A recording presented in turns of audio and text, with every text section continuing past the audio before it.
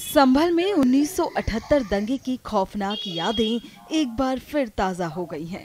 स्थानीय शिकायत के बाद जिला प्रशासन ने उस बंद पड़े कुएं की खुदाई शुरू करा दी है, जिसमें दंगे के दौरान रामशरण रस्तोगी की हत्या के बाद उनका शव फेंके जाने का आरोप सामने आया था।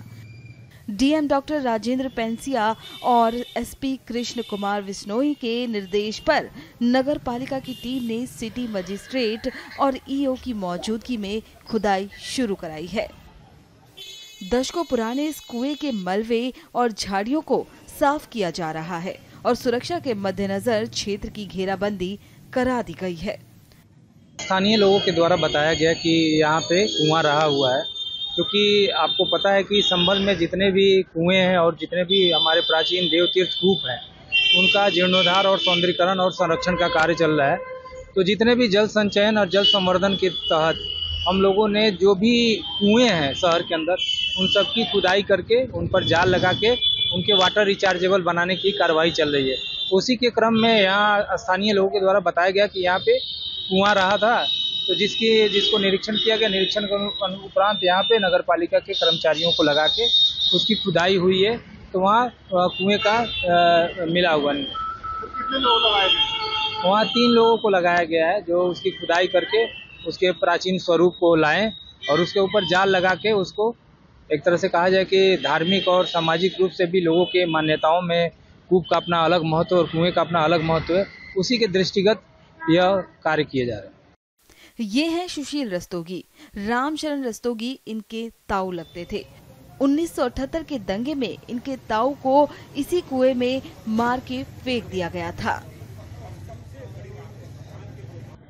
24 तारीख को सर आए थे डीएम साहब, तो वो उन्होंने पूछा हमसे कि कुआं कहाँ पर है, तो हमने साहब उनके साथ में स्टाफ बहुत था, उन्होंने पूछा तो हमने कही साहब ये है कुआं।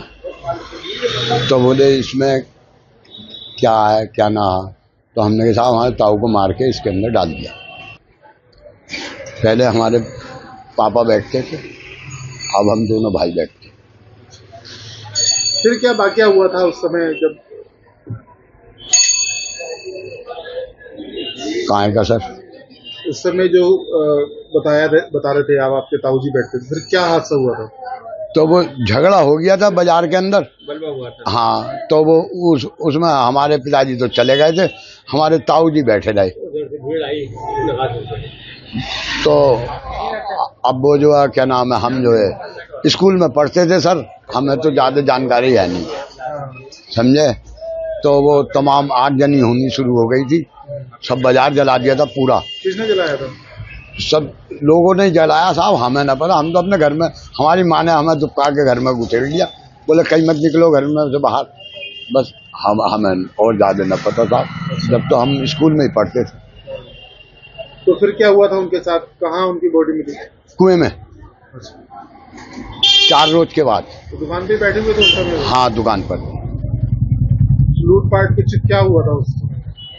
यही पता चली साहब, वहाँ दुकान लूट ली, आग लगा दी, बस ये पता चली बाबूजी। कितने साल पुरानी बात होगी ये? सन 78 की है, 1978। तो इस कुएं की खुदाई हो रही है जी। डीएम साहब ने बोला था? ना बोला नहीं था साहब, वो तो हमसे उन्होंने पूछी थी कि कुआं कहाँ है, तो हमने कहा साहब कुआं ये है। खुदाई हो रही है जी।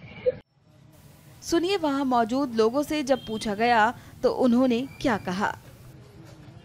भीड़ आने के बाद सब दुकान समेटने लगे, सब जो सामान समेट सके बस बढ़ गए, वो जो सब भाग गए घरों को सब घरों को भाग गए थे। सब घर आगे फिर देखा कि आग लग गई यहाँ पे। तो आग लगने के बाद 2 घंटे 3 घंटे बाद देखने को आए। किसने लगाई थी आग? मुसलमानों ने वहाँ पे कांड करा था मरालाल फड़ पे, और वही भीड़ इधर को आई थी आग लगाने के लिए। हाँ, कौन सी सन की बात है?